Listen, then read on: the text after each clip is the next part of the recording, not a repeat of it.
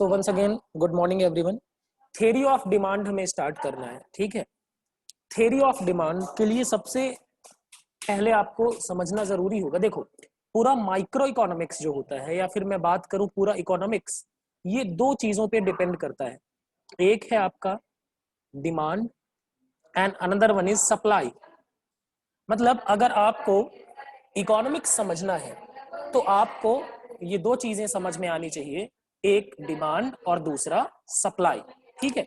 तो पहले we will discuss thoroughly about the demand और उसके बाद अगले चैप्टर में, अगले से अगले चैप्टर में हम डिस्कस करेंगे सप्लाई के बारे में, ठीक है। तो सबसे पहले डिमांड की बात करते हैं। देखो आम आदमी, आप डिमांड से क्या समझते हैं? तो आम आदमी कहता है भैया इस कमोडिटी की मार्केट में बड़ी डिमांड है, ठीक है, या फिर मैंने इस चीज की डिमांड की, मैंने इस चीज की डिमांड की। तो लेकिन इकोनॉमिक्स अलग तरीके से सोचता है। इकोनॉमिक्स में आपको पता है कि लेमैन लैंग्वेज से अलग जाके हम बातें करते हैं। कैसे? जैसे मान लीजिए आप बैठे हुए थे और बैठे बैठे आपके दिल में ये ख्याल आया कि मेरे पास एक कार होनी चाहिए, ठीक है ना, और कार भी होनी चाहिए कौन सी? ऑडी, ठीक है। आपके दिल में ये क्या हुआ? ख्याल आया, ठीक है ना। So it is a desire, it is a wish. इसको डिमांड नहीं कह सकते। इकोनॉमिक्स कहता है this is not the demand, तो it is just a desire, ठीक है। उसके बाद दूसरा, आपके पास अगर एबिलिटी नहीं है, ability means you don't have resources so you can not buy the car. So आपके डिजायर सिर्फ डिजायर ही रहेगी, वो कभी भी वांट नहीं बन पाएगी। तीन चीजें होती हैं, मैं आपको थोड़ा डिटेल में अगर एक्सप्लेन करूं। Let me open white board. देखिए इकोनॉमिक्स में आपको तीन चीजें पढ़ने के लिए मिलेंगी। First one is desire, second one is want and the third one is demand, ठीक है। Desire is mayor a wish. आपके मन में कार खरीदने की इच्छा है, that is the desire. And if your desire is backed by resources यानी ability plus willingness. What is ability and what is willingness? समझना। एबिलिटी मींस मान लीजिए कार थी 50 lakhs की, ऑडी कार मेरे मन में खरीदने की तमन्ना है and the value of the price of that car is 50 lakhs, but I don't have the money, so my desire will remain a desire, it will not become want, ठीक है। दूसरा, अगर मेरे मन में डिजायर है and I also have rupees 50 lakh, that is my ability, that I am able two by the car. And other one is willingness, I am ready to spend my money. तो अगर मैं ready भी हूं तो मतलब तीनों चीजें हैं, मेरे मन में ख्याल है, मैंने क्या किया, मैं एबल भी हूं because I have sufficient resources, and third one is I am ready to spend that money. तो मेरी डिजायर बन जाएगी वांट, इच्छा क्या बन जाएगी? आवश्यकता बन जाएगी हिंदी में अगर कहें तो, ठीक है। ये विश क्या बन जाएगी? वांट बन जाएगी, ठीक है। इन दोनों में डिफरेंस समझ में आया? बताइए, जल्दी से रिप्लाई करके बताइए, इन दोनों का डिफरेंस समझ में आया आपको क्या?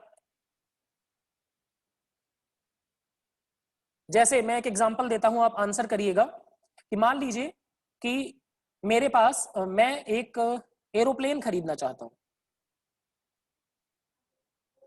I want two by a aeroplane, और मान लीजिए एरोप्लेन आता है ₹100 करोड़ में, ठीक है, और मेरे पास पैसा भी है, I have desire, I have ability, but I am not willing to spend that money. मैं उस पैसे को खर्च नहीं करना चाहता, तो बताइए क्या डिजायर वांट में कन्वर्ट होगी? क्या डिजायर वांट में कन्वर्ट होगी? बताइए मुझे, क्या डिजायर वांट में कन्वर्ट होगी? नहीं होगी। सो वांट बनने के लिए तीन चीजें चाहिए, डिजायर, एबिलिटी एंड विलिंगनेस, ठीक है। उसके बाद अब डिमांड क्या है साहब? देखो डिमांड क्या है, डिमांड के लिए पहली चीज desire plus ability, ability means resource plus willingness plus specific price plus particular time.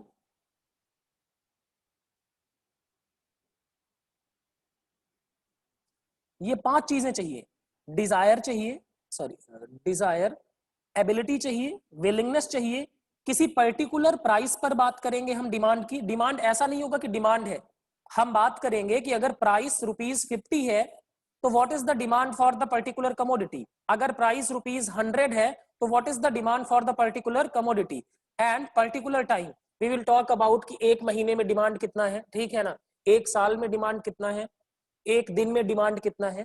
तो डिमांड के लिए 5 फैक्टर्स चाहिए, desire, ability, willingness, specific price and particular type. Is it clear to everyone? अब हम अगर डेफिनेशन पढ़ेंगे तो बहुत इजीली समझ में आएगा, बताइए जी।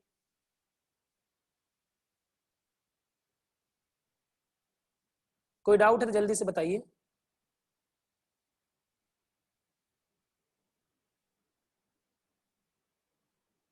माइक्रोमैक्स Q440, आपका नाम क्या है?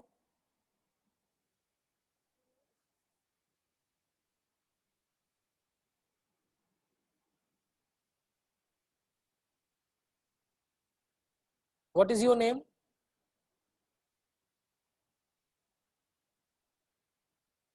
माइक्रोमैक्स Q440, अपना नाम बता दीजिए।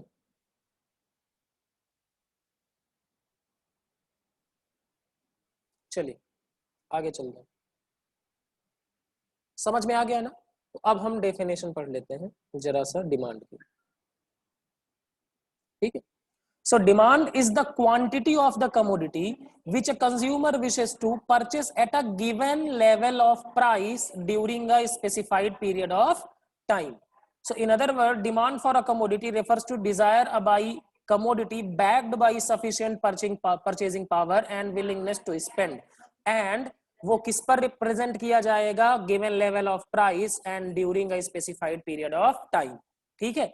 डिजायर क्या होता है? Desire is just a wish, आपके मन में ख्याल है, आपके मन में तमन्ना है, वो क्या है? एक ख्याल, डिजायर, ठीक है ना। डिजायर करने के लिए मान लीजिए इफ यू आर माइजर, ठीक है ना, विश करने के लिए तो कुछ भी नहीं चाहिए होता ना, हमें हमें लगता है कि भैया हम विजय माल्या बन जाए, ठीक है।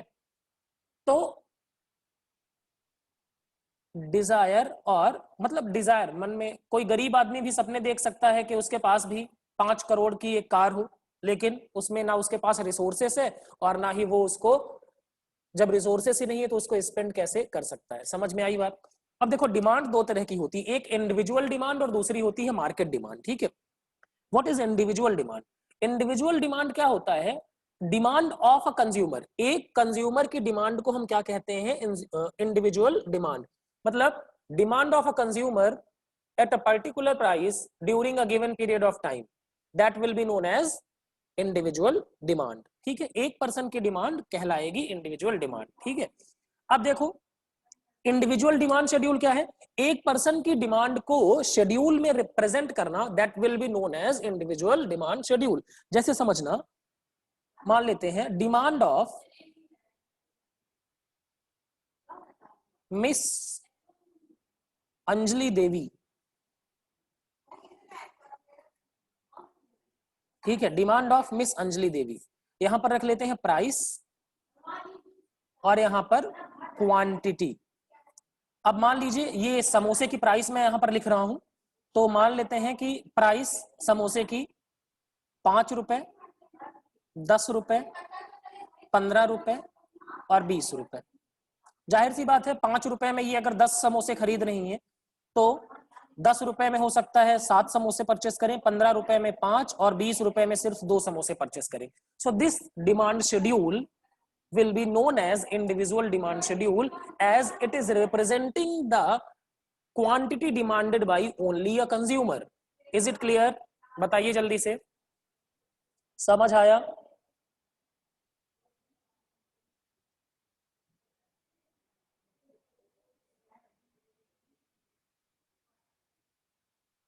एक बार फिर, 1% की डिमांड है, 5 एक बात बताओ, प्राइस कम होगी तो डिमांड हम ज्यादा करेंगे, सिंपल सी बात है, सस्ती चीजें ज्यादा खरीदेंगे ना, कोई चीज महंगी होती है तो हम कम खरीदते हैं। हाँ, तो प्राइस 5 रुपए है तो हम 10 समोसे खरीद रहे हैं, प्राइस 10 रुपए होगी तो हम कम समोसे खरीदेंगे, और प्राइस 15 रुपए होगी तो और कम खरीदेंगे, और प्राइस 20 रुपए होगी तो और कम खरीदेंगे। So this is the demand of a person at particular price. मतलब 5 रुपए पे अगर है तो इस पर्सन की, मतलब ये अंजलि की डिमांड कितनी होगी, 10 समोसे की, और अगर प्राइस 10 रुपए है तो इस पर्सन की डिमांड कितनी होगी, 7, और अगर प्राइस 15 है तो कितनी डिमांड होगी, 5, और प्राइस 20 है तो डिमांड विल बी ओनली 2 समोसे। समझ आया? ओके, आगे चले। अब बात करते हैं कि यहां पर एक मिनट, ये एक मिस हो गया, फैक्टर्स अफेक्टिंग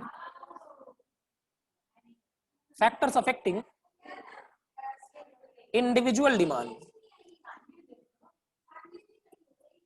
मतलब कौन कौन से फैक्टर हैं जो अफेक्ट करते हैं इंडिविजुअल डिमांड को। तो सबसे पहला और सबसे क्रूशियल फैक्टर जो है, that is price of the commodity. If price of the commodity will increase, the quantity demanded of the commodity will decrease, and if price will decrease, the quantity demanded will increase. It means price and demand में कैसा रिश्ता है, there is a inverse relationship.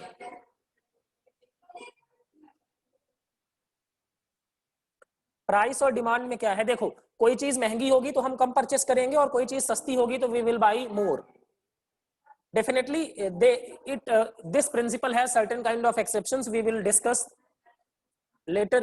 ठीक है, तो price of the commodity क्या है भैया, अगर प्राइस बढ़ेगा तो डिमांड कम होगी, और प्राइस कम होगा तो डिमांड बढ़ेगी। किसी को कोई डाउट है तो बताइए, बताइए। एग्जाम में मल्टीपल चॉइस क्वेश्चंस में, ऑब्जेक्टिव क्वेश्चंस में पूछा जा सकता है कि what is the relationship between price of the commodity and demand.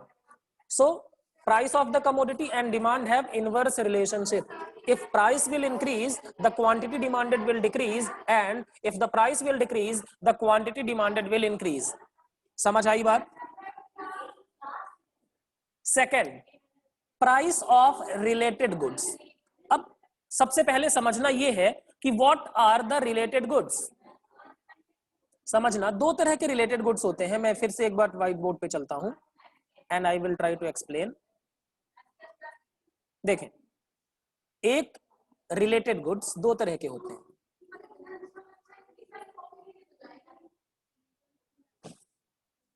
एक होता है substitute goods,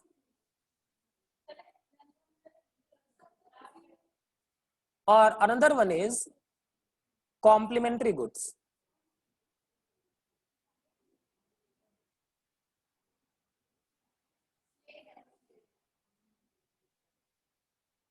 substitute goods and complementary goods.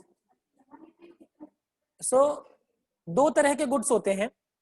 अब ये रिलेटेड गुड्स हैं। सब्स्टिट्यूट गुड्स कैसे गुड्स होते हैं, इनके लिए हमारे लिए पढ़ने के लिए, समझने के लिए सबसे आसान है। सब्स्टिट्यूट गुड्स यानी तू नहीं तो कोई और सही,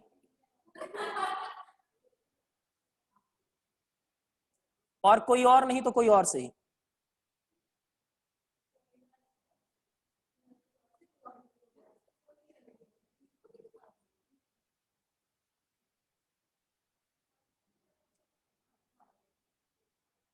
तू नहीं तो कोई और सही, कोई और नहीं तो कोई और सही, सब्स्टिट्यूट गुड्स।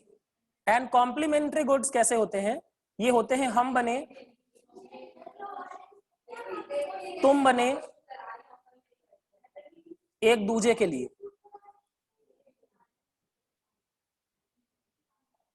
ठीक है, हम बने तुम बने एक दूजे के लिए। समझना, जैसे अगर एग्जांपल दे रहा हूं मैं, टी एंड कॉफी। चाय नहीं है तो कॉफी से भी काम चल जाएगा, और कॉफी नहीं है तो चाय से भी काम चल जाएगा। दूसरा, कोक एंड पेप्सी। अगर पेप्सी नहीं है तो कोक से काम चल जाएगा, और कोक नहीं है पेप्सी से काम चल जाएगा। सब्स्टिट्यूट गुड्स का मतलब क्या? ऐसे goods which can be used in place of another, जिनको एक दूसरे के स्थान पे यूज कर सकते हैं हम, जिनको एक दूसरे के स्थान पे, मतलब substitute goods are those goods which can be used in place of another. समझ आया सब्स्टिट्यूट गुड्स? बताइए जल्दी से, रिप्लाई करिए। सब्स्टिट्यूट गुड्स समझ आया? ओके। और complementary goods are those goods which can be used only together. जैसे मैं एग्जांपल देता हूं, कार एंड पेट्रोल, या बाइक एंड पेट्रोल। कार और पेट्रोल, क्या बाइक और पेट्रोल को अलग अलग यूज कर सकते हैं आप? बाइक नहीं है तो पेट्रोल नहीं है। अगर बाइक है और पेट्रोल नहीं तो bike is of no use, and अगर पेट्रोल है और बाइक नहीं है तो petrol is of no use. So ये दोनों साथ में ही यूज होंगे। उसके अलावा pen and ink, if you have pen but you don't have ink, pen is of no use, and if you have ink but you don't have pen, then ink is of no use। समझ में आया? तो substitute goods and complementary goods. अब मेरे सवाल का जवाब दीजिएगा। इफ प्राइस ऑफ कोक, मान लो ये कोक 10 का था और पेप्सी भी 10 का था। कितने का था? 10 का। अगर प्राइस कोक का बढ़ गया, कोक महंगा हो गया, 12 रुपए का हो गया, तो पेप्सी की डिमांड बढ़ेगी कि कम होगी? जल्दी से रिप्लाई करिए।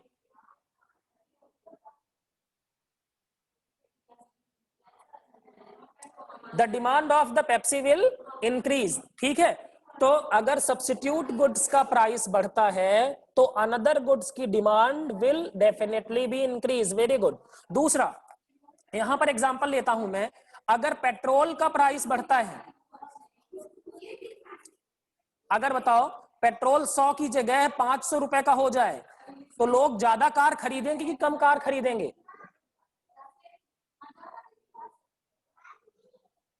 कम खरीदेंगे। तो देखो, अगर कॉम्प्लीमेंट्री गुड्स में एक गुड्स का प्राइस बढ़ता है तो people will demand less of another commodity. समझ में आई बात? चलिए अब हम चलते हैं अपने टेक्स्ट पे।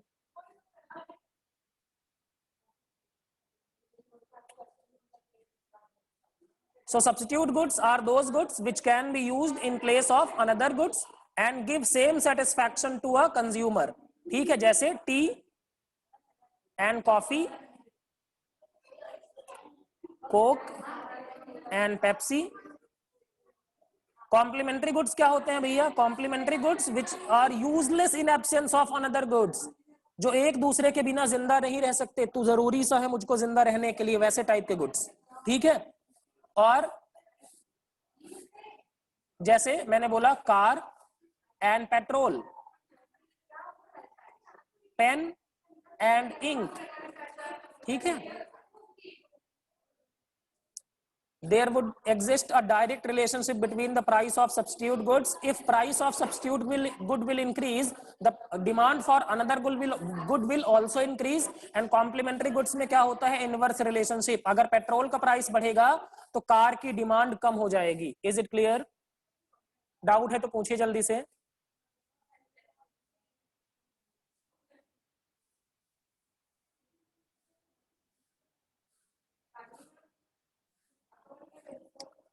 Third one is income of consumer. एक बात बताओ, इफ मैं नॉर्मल बात कर रहा हूं, if income of consumer will increase, अगर आपकी इनकम बढ़ती है तो आप डिमांड कम करेंगे कि ज्यादा करेंगे? आप डिमांड कम करें या ज्यादा करेंगे? if income of the consumer will increase, the consumer will demand more definitely। ठीक है, लेकिन अब समझना, तीन तरह की कमोडिटीज होती है इस दुनिया में। एक होता है नॉर्मल कमोडिटी, दूसरा होता है इंफीरियर, और तीसरा होता है नेसेसिटी। ठीक है, if the commodity is normal commodity है, तो what will happen? Normal commodity की मैं बात करूं, नॉर्मल कमोडिटी जो आप फूड यूज करते हैं, ठीक है, उसके केस में क्या होगा? प्राइस, अगर इनकम आपकी बढ़ती है तो नॉर्मल कमोडिटी, जैसे आप शॉपिंग करते हैं, तो इनकम अगर इंक्रीज होगी तो यू विल डिमांड मोर, ठीक है, आप क्या करेंगे, डिमांड ज्यादा करेंगे। और अगर इनकम कम होती है तो शॉपिंग वगैरह आप करना कम कर देंगे, तो डिमांड कम हो जाएगी, ठीक है। दूसरा इंफीरियर गुड्स, इंफीरियर गुड्स यानी घटिया कमोडिटीज, ठीक है। घटिया कमोडिटीज कैसी होती है, फॉर एग्जाम्पल आप लेस इनकम ग्रुप वाले हैं, आपकी इनकम कम है, ठीक है, तो अगर आपकी इनकम कम है तो आप क्या करते हैं, ब्रेड वगैरह ज्यादा यूज करते हैं, आपके पास खाने के लिए रोटी वगैरह नहीं है, तो ब्रेड को ज्यादातर इंफीरियर गुड माना जाता है, बिकॉज सस्ता होता है। तो अब बताओ, अगर आपकी इनकम बढ़ गई तो क्या आप ज्यादा इंफीरियर गुड खरीदने लगेंगे? इनकम अगर बढ़ेगी तो इंफीरियर गुड की डिमांड क्या होगी बताओ, कम होगी कि ज्यादा होगी? इंफीरियर गुड की डिमांड कम होगी अंजलि।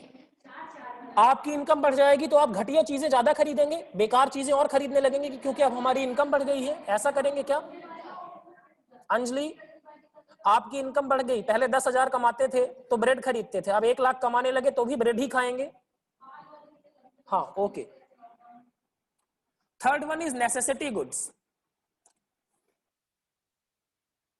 नेसेसिटी की कमोडिटी है भैया, तो इनकम बढ़े या घटे, you can not change the demand. For example आप नेसेसिटी है, मेडिसिन इज योर नेसेसिटी, आपको दवाइयां खाना है, इनकम कम होगी तो भी आप दवाइयां परचेस करेंगे और इनकम बढ़ेगी तो भी दवाइयां परचेस करेंगे।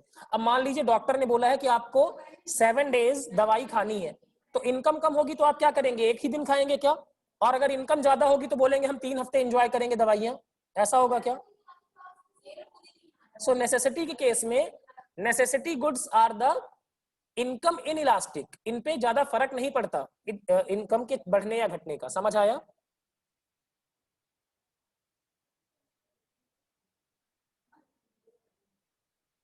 Then taste and preferences of consumer, taste and preference बदल गया। जैसे समझिए फैशन में चेंज हो जाए, पहले वो एक जीन्स चला करते थे बहुत पहले, बेल बॉटम टाइप के, ठीक है, अभी वो आउट ऑफ फैशन है, तो अगर 100 रुपए के भी हो तो भी हम परचेस नहीं करेंगे। पहले ब्लैक एंड व्हाइट टीवी चला करता था, अभी वो नहीं होगा। तो ये सारी चीजें क्यों, ये सारी चीजें चेंज हो जाती हैं। तो इन सारी कमोडिटीज के टेस्ट एंड प्रेफरेंस में, मतलब अगर फैशन बदल जाए, टेस्ट बदल जाए कंज्यूमर का, तो उससे भी डिमांड में मतलब जिसका फैशन आ जाता है उसकी डिमांड बढ़ जाती है, जिसका फैशन चला जाता है उसकी डिमांड कम हो जाती है, ठीक है। And next one is expected change in future prices. अब समझना, देखना, मैं एक एग्जांपल देता हूं, पेट्रोल। पेट्रोल अभी है मान लो 92 रुपीज में, और आपको अगर पता चले कि आज रात 12 बजे के बाद पेट्रोल 200 रुपए का हो जाएगा, तो आप क्या करेंगे, वॉट यू विल डू,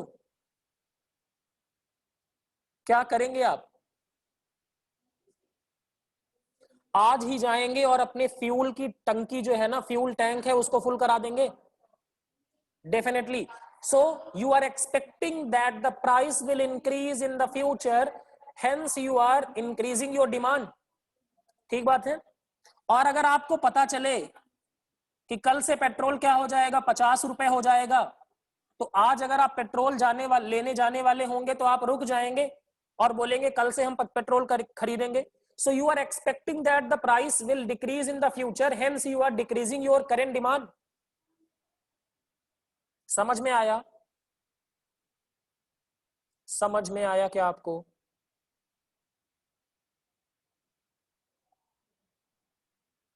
किसी को कोई डाउट है? Let me know if you have any doubt.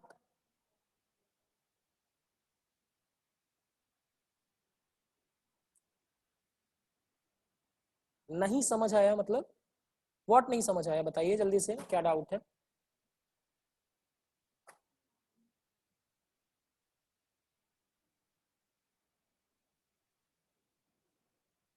जल्दी से बोलो, कौन सा topic? Expected change in future price.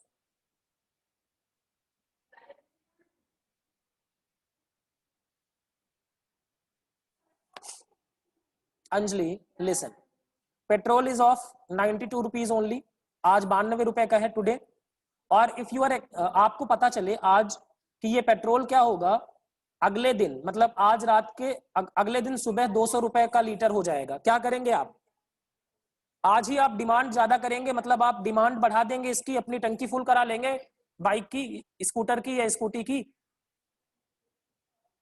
So as you are expecting the increase in the price in the future, what you will do? You will increase the demand of the commodity.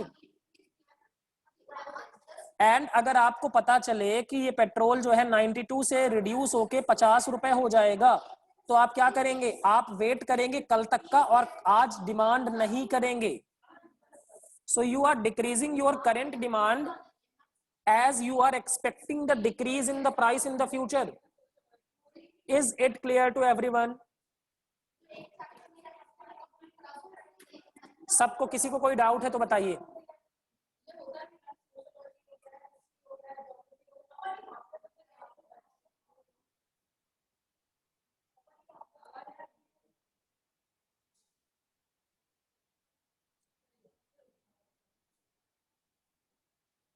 Okay, so thank you very much. इसका मैं video आपको YouTube पे upload कर दूंगा, तो आप वहां से भी देख सकते हैं जिन लोगों की क्लास मिस हुई होगी.